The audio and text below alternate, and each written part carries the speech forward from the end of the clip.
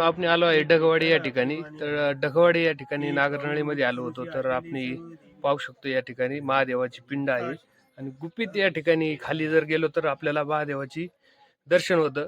तर आपण इथं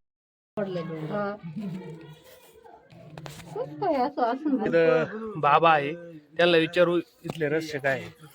इथलं रहस्य असे काही नवनाथामध्ये नागेशनाथ म्हणून होते आणि त्यांच्या इथं स्पर्श झालेला आहे. त्याच्यानंतर इथं पिंड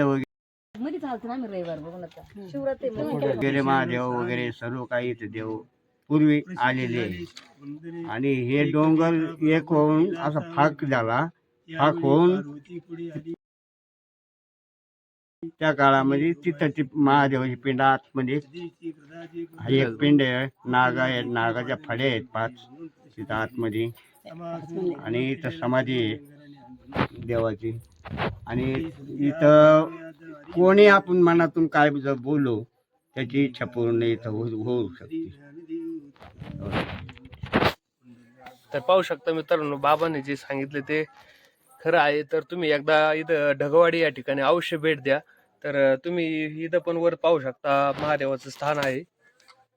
आणि खाली पण इथून खाली जर गेलं तर आपण पाहू शकता तिथं पण नागरनळीच्या तिथं गुप्त असं मी खालच्या ठिकाणी स्थान आहे.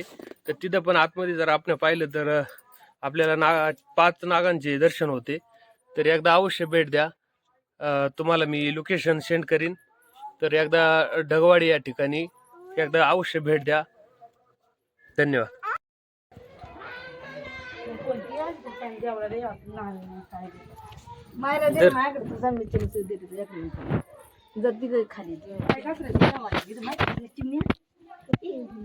मला असं आवडायचं त्याच्याबरोबर